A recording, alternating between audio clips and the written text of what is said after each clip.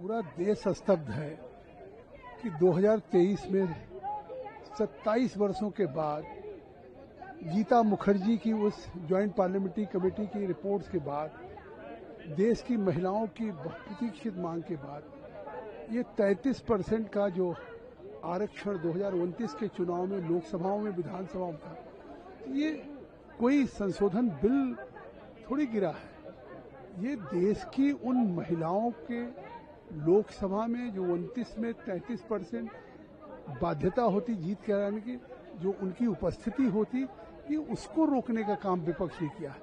और आज विपक्ष का चेहरा उजागर हो गया कि ये कह रहे थे परसीमन की बात, जनगणना की बात, तो अगर नई जनगणना की बात करते तो ये 2034 तक जाता।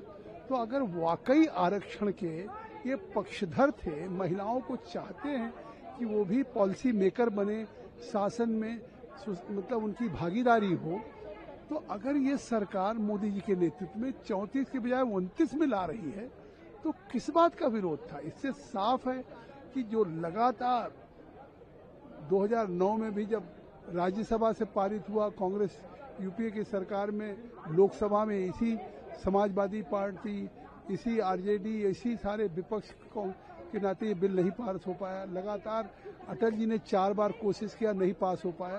तो इससे साफ है कि ये कभी भी महिलाओं को आरक्षण नहीं देना चाहते। ये देश की आधी आबादी जो आज देश के विकास में या देश के में बराबर की भागीदार हैं, उनका अपमान है। सर, जिस तरह से सदन में राहुल गांधी ने शब्दों का प्रयोग किया प्रधानमंत्री को लेकर के, तो क्या कहेंगे?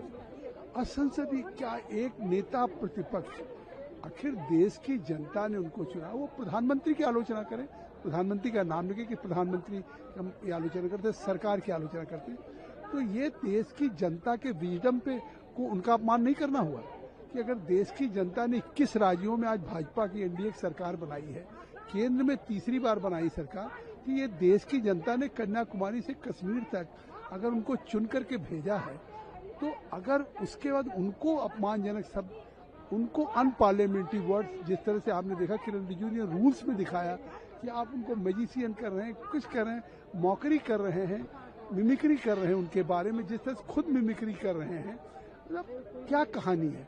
क्या नेता प्रतिपक्ष को जिस तरह से अपने बचपन में उनको डर लगता है, जादू जाते थे किसी पार्क में देखने की, उसका इस बिल से क्या वास्ता था? और उनको अभी भी न भाषा का ज्ञान है, न उन्हें अभी नेता प्रतिपक्ष के दायित्व का ज्ञान है। कांग्रेस सदैव से महिलाओं के आरक्षण का विरोध करती रही है। जब कांग्रेस का भी शासन था तब भी उसने एक तरफ तो महिला आरक्षण लाने की बात कही और दूसरी तरफ लालू जी से और मुलायम जी से, दोनों से इस तरह से कागज फाड़ना पड़वाया कि वह आरक्षण बिल पेश नहीं हो सके। आज भी जब सब कुछ तय थी, बिल्कुल स्पष्ट शब्दों में कल से ही बोल रहे थे कि किसी भी साउथ के स्टेट का प्रतिशत बढ़ेगा ही, और सबूत के साथ। और आज उन्होंने कहा कि मैं लिखित 1 घंटे का समय दीजिए, मैं लिखित आपको दे देने को तैयार हूं। उसके बाद भी महिला आरक्षण गिराना देश की महिलाओं का अपमान है। अगर सांसद में और विधानसभाओं में महिलाओं की 33% आरक्षण होने से उनके अधिकार सुनिश्चित होते, और हम लोग देख रहे हैं कि आज एयरफोर्स हो, आर्मी हो, पंचायती राज हो, सभी जगह महिलाएं अच्छा कार्य कर रही हैं। एक प्रकार से विरोधी दलों ने इस बिल को नहीं रोका है, महिलाओं की तरक्की को रोकने का काम किया।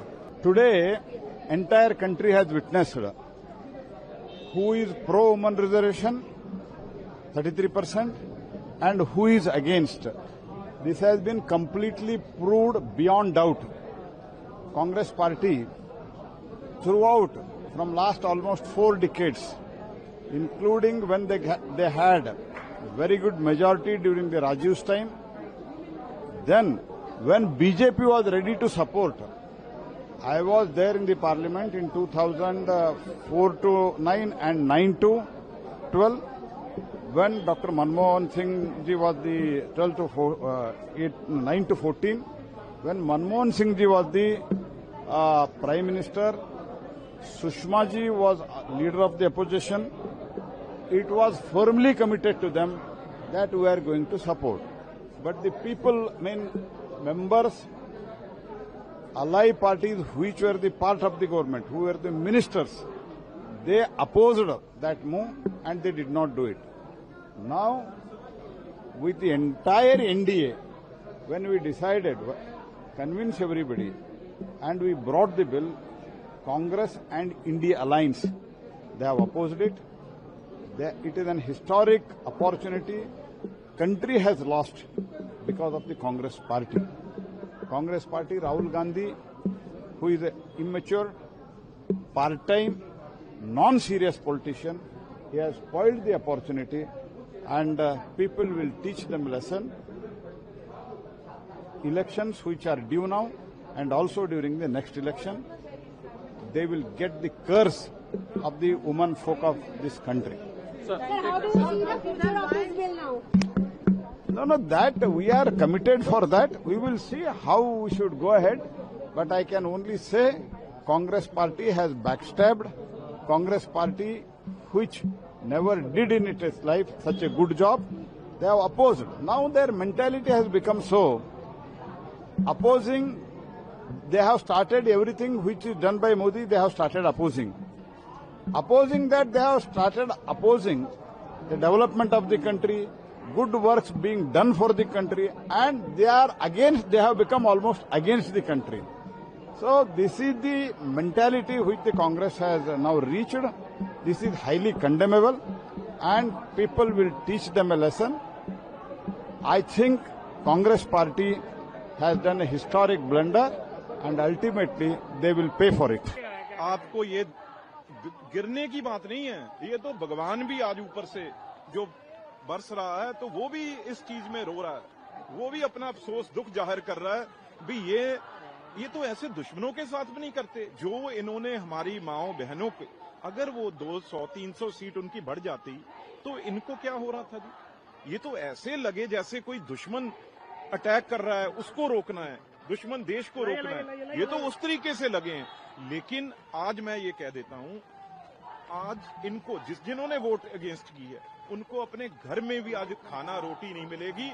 उनकी बहनें, उनकी माताएं, उनका बेटियां, उनका सबका विरोध करेंगी भी। आज तक आप लोगों को तो बनाते रहे हैं, आज अगर हमारी बारी आ रही थी, हमें अपनी जगह मिल रही थी, हमें कानून बनाने का मौका मिल रहा था, तो वो आपसे जरा नहीं गया। तो इसलिए ये प्रियंका गांधी जी को मैं कहना चाहता हूं, प्रियंका जी आपकी जो महिलाएं कांग्रेस की हैं, महिला कांग्रेस है, वर्कर हैं, आपने तो उनको भी आज धोखा दे दिया। यही बात तो राहुल गांधी ने कही भी जो मैं 20 साल ले नहीं कर सका ये 5 मिनट में कर गई। तो इसलिए सबको छलावा दिया, सबको। अब ये आज मैं ये कह देता हूं, पहले तो कोई राजनीति सियासत है नहीं थी, अब लेकिन इनको देखना पड़ेगा भी। और ये सरकार को कहते हैं ना, अब भाई ये नीचे जाएंगे तो ये हर जगह विरोध इनको झेलना पड़ेगा। ये इसीलिए अपनी सीटों को, इनको ये भी डर था कहीं जब डिलिमिटेशन होगा हमारी सीटें बहनों को ना मिल जाएं, लेडीज को ना चली जाएं, वो भी तो इन्होंने अपनी बचानी थी। लेकिन बीजेपी या एनडीए, उनको कोई फिक्र नहीं था, क्योंकि आज तक माएं बहनें सबको जिताती रही हैं। कोई एमपी है, कोई मंत्री है यहाँ पे, उसका परिवार, उसकी बहनें, माएं हर टाइम उसकी मदद करते हैं, तब वो एमपी यहाँ के बनता है आके। पर आज उनको भूल के ये बहुत, मैं समझता भगवान तो कहाँ माफ करेगा, लेकिन हर नारी में ये नारी का अपमान किया है इन्होंने। नारी बिल गिरा, आप कह रहे हो ना, आप ये कहो भी इन्होंने नारी का अपमान करने की कोशिश की है, नारी को गिराने की कोशिश की है। लेकिन नारी कभी, हमारी माँ बहनें गिर जाएंगी, ये सोच सकते हो कभी? वो खड़ी होके इनको गिराएंगी। देखिए, ये फिर साबित हुआ कांग्रेस और इंडी सेक्शन ने जिस ढंग से फिर महिला बिल को गिराने का काम किया, ये देश की जनता और नारी शक्ति ने देखा और उनके चेहरे को भी देखा है। आने वाले दिनों में पाई की कीमत इन लोगों को चुकाना पड़ेगा। हमें तो 293 से 298 मिला, ये मेरे लिए खुशी का बात है। मुझे लगता है कि कांग्रेस पार्टी और अपोजिशन महिला विरोधी है और ये बहुत बड़ा हादसा मतलब अपने लोकतंत्र को है।